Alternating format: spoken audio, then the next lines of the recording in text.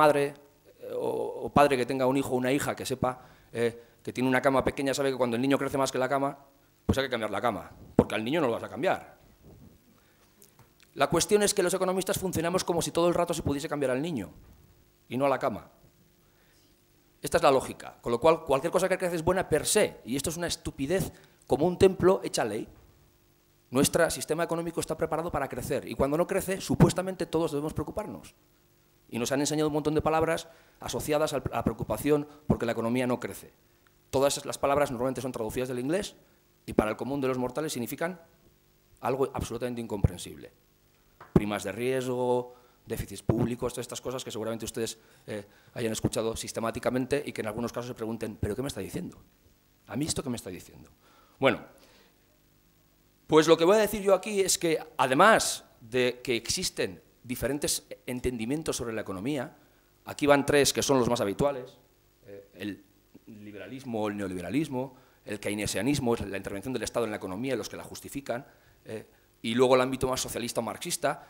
Les digo, miren, cuando yo estudié en la universidad, se estudiaban un poco por encima los tres, el que más estudiaba era el primero. Ha habido años en la universidad en los que hablar del segundo y del tercer enfoque, bueno, del tercero estaba prohibido, sistemáticamente. Sistemáticamente. Nadie reconocía que un economista marxista o socialista pudiese decir nada interesante sobre la economía. Era considerado pues, una chorrada o lo que fuese. Bien, en cualquier caso, les digo además que estos son solo los enfoques, entre comillas, dominantes. El hegemónico es el primero. Es el que nos cuenta todas las mañanas en la prensa lo que nos va a ocurrir con respecto a la economía. Los otros dos, en este momento, están más en boga porque como estamos en crisis, la gente busca dónde encontrar respuestas que no se ofrecen desde el enfoque hegemónico. Sin embargo, les digo que hay más enfoques y todos, cada uno de ellos, son exactamente igual de científicos que el anterior. Hay personas que han sido premios Nobel, o que lo han intentado al menos, que estudian, que están en la universidad y que piensan que se pueden escribir a cada uno de los enfoques. Es decir, no hay ninguno que sea más o menos científico que el otro, no hay ninguno que explique más o menos la realidad que el otro. Pero les digo, hay al menos dos más que me gusta siempre poner encima de la mesa porque a los economistas, cuando los pones, a mis compañeros de profesión en algunos casos, se les cruzan los ojos, les entra un tremendo dolor de barriga. Por ejemplo, la economía feminista. La economía feminista es un cuerpo teórico sobre la economía absolutamente apasionante, que explica la realidad en muchos casos de una forma muy interesante, pero que hace preguntas muy impertinentes, muy impertinentes. Por ejemplo, entre otras cosas, la economía feminista dice, ¿qué sistema es este que pone la vida al servicio de la acumulación de capital? No tiene ningún sentido. Si generamos un sistema económico-social que no puede cuidar de las personas, es decir, que va en contra de la vida, esto es una estupidez supina. Le puede usted poner las ecuaciones matemáticas que quiera, pero en el fondo de la cuestión sigue siendo igual de estúpido. Claro, esto es difícil de escuchar para los economistas que se dedican o que nos dedicamos a vivir de explicar cualquiera de los otros enfoques. Pero en cualquier caso, este es un enfoque que en los últimos años está cogiendo bastante cuerpo. Hay muchas mujeres aquí, con lo cual saben ustedes que cuando son las mujeres las que piensan y escriben, parece que lo que dicen es menos importante, porque vivimos en una sociedad que así lo considera, o algunos así lo consideran al menos. Y digo, desde aquí están llegando algunas de las aportaciones críticas más interesantes para mirar la economía desde otro punto de vista. Por ejemplo, si no podemos cuidar de las personas, el sistema no sirve. Si yo no puedo permitir cuidar de la gente, lo que hemos establecido como sistema no funciona. Habrá que establecer otra forma de entender los procesos de producción, de creación de riqueza, que permitan que al menos las personas cuidemos de las personas. Porque si no, ¿de qué estamos hablando? Bien, otro enfoque asociado a quizá que ustedes conozcan más es el de la economía ecológica. Es un poco lo de la cama que decía antes. La cuestión es, si usted establece un sistema que primero no puede cuidar de las personas, pero que además vive como si crecer eternamente fuera la única de las posibilidades, tiene usted una locura entre las manos. Porque la biosfera, el planeta es finito. No hay sistema social que pueda crecer infinitamente. En otras palabras, usted tiene un niño o tiene una cama de 1,90, no puede tener un niño que mida 2,10, porque se le cae. Pues la idea es esta. La economía no puede crecer más allá de sus límites biológicos y además no puede crecer contra el resto de las vidas que coexisten en el planeta, porque son parte del ecosistema del que nosotros dependemos, porque somos también seres vivos junto con el resto. Con lo cual, un sistema que ataca a su propia base de sustento biológica no tiene ningún sentido. Y, sin embargo, la economía tradicional es de lo que habla. Con lo cual, enfoques críticos. El último de los que menciono rápidamente es un grupo de enfoques críticos que además llega desde lo que se llama los países del sur, o de América Latina, o de Asia, es decir, de los pueblos, digamos, ocultados, de los pueblos que no tienen acceso a Internet en muchos casos, y de la gente que normalmente no está en los foros públicos marcando los debates. Y hablan de lo que se conoce como el buen vivir. Su pregunta básica es, ¿pero cuál es una vida que merezca la pena ser vivida? Si el sistema no es capaz de generar, que nos damos como humanos, un sistema económico-social que genere vidas que merecen la pena ser vividas, no mal vividas, entonces tenemos un problema.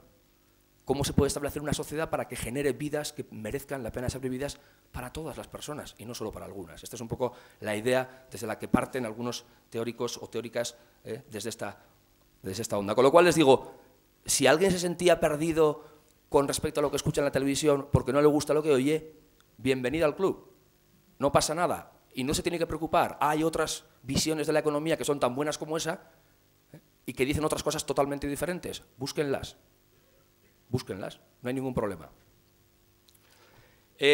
Voy a hablar aquí brevemente del concepto de economía solidaria, que es el que me ha traído aquí, y que es este oxímoron, esta contradicción en los términos al que me refería al principio. La cuestión es la siguiente. Vamos a ver. ¿Es posible establecer la economía desde otro punto de vista? Y la respuesta es, hombre, pues se puede. Y además no es nada complicado. Estas flechas lo hacen. La lógica es sencilla. Mire usted, si usted tiene un sistema económico convencional que está en rojo, soy un poco daltónico, con lo cual digo rojo, es rojo, ¿verdad? Economía convencional, granate. Bien, granate. Yo y los colores. Que tiene como objetivo maximizar el beneficio y que utiliza para eso a las personas. Está usted en el sistema que nos ocupa. ¿Se puede hacer algo? Darle la vuelta. Establezca usted un sistema que tiene como fin la calidad de vida de las personas, el buen vivir, y que en cualquier caso, todo lo que ocurra por debajo, las actividades de producción, de distribución, de consumo, lo único que sean medios para conseguir lo anterior y no al revés. Bueno, pues si usted es capaz de hacer eso, tiene algo en las manos. ¿Se puede hacer? La respuesta es, se puede. De hecho, lo más interesante, o lo que yo quisiera al menos plantear hoy, es que ya hay gente que lo está haciendo. No es solo una buena idea. Es algo que está ocurriendo en pequeña escala en muchas partes del mundo, con experiencias que obviamente van contracorriente, porque tienen que sobrevivir en un medio que es complejo, porque tienen que sobrevivir con una lógica que a veces les obliga a competir, aunque en su genética no quieren hacerlo, pero que están ahí. Son intentos que nacen de las personas y que buscan esto, una mejor vida para la gente, utilizando los recursos económicos y los procesos económicos para eso, y no al revés. Bien, la idea es esa. Bien, aquí tengo una definición, que como soy un académico estamos todo el día con definiciones, no les voy a entretener con esto, pero básicamente la idea es, miren, hagan algo que los economistas tradicionales o ortodoxos no hacen, porque además les da pánico. A un economista no hay cosa que le dé más pánico que a alguien que le hable de valores, porque supuestamente la economía no tiene que ver nada con los valores. Supuestamente te enseñan en la facultad que de eso hablan los sociólogos, los teólogos, otros ólogos, pero los economistas no. Nosotros hablamos de cosas que no son valores. Bueno, pues la economía solidaria dice, no, mire usted, esto es una broma. Por supuesto que la economía puede hablar de valores. El valor de la vida, el primero. Y si la economía lo único que sirve es para garantizar que las personas vivan buenas vidas, lo podrá hacer en la medida en que tenga en su lógica de funcionamiento valores como equidad, justicia, fraternidad económica, solidaridad y democracia económica y directa. Es decir, que nos convierta a las personas en controladores o que nos dé el poder de controlar el proceso económico. La economía no puede no ser controlada por las personas. Y además directa y con mecanismos que sean útiles. Es decir, no puede ser que controlemos la economía votando cada 4 años a una persona o a un grupo de personas que hablan en nuestro nombre y que después incumplen todo aquello que dicen que iban a hacer. Este es un mecanismo que no sirve, o al menos según está planteado, no es efectivo. Esto no genera ciudadanía económica, y lo que necesitamos es ciudadanía económica. Necesitamos que los ciudadanos seamos capaces de poder establecer mecanismos que nos permitan controlar los procesos económicos. Bien. ¿Me queda? Me quedan 3 minutos, vale. 2 o 3 ideas.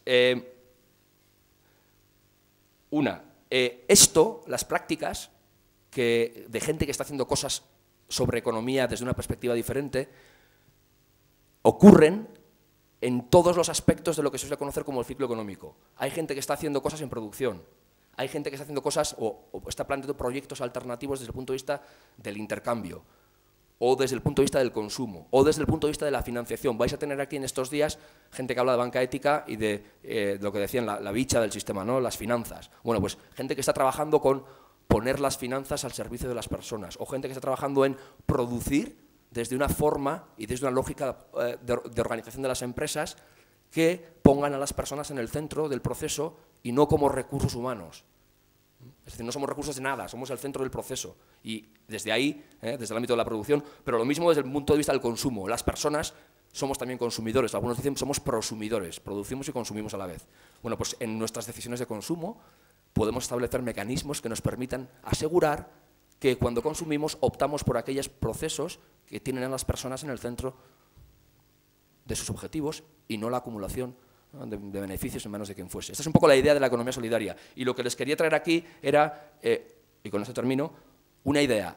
En el caso del Estado español, algunos de estos proyectos están asociados alrededor de lo que se conoce como, digo algunos, no todos, hay muchos que no lo están, pero bueno, yo trabajo aquí, o trabajo con estos mucho, de lo que se conoce como la red de organizaciones de economía alternativa y solidaria. Son empresas que trabajan desde un punto de vista diferente desde el que he planteado anteriormente. Están por todo el Estado, en Euskadi está la red vasca de economía alternativa y solidaria. Podéis entrar en la página web si os gusta esto del trasteo informático y ahí tendréis toneladas y toneladas de información sobre organizaciones, sobre experiencias, sobre ideas y sobre cómo están haciendo las cosas y cuáles son, dentro de su modestia y sobre todo dentro de la infinidad de contradicciones a las que tienen que hacer frente en el día a día, pues algunas de las soluciones que plantean.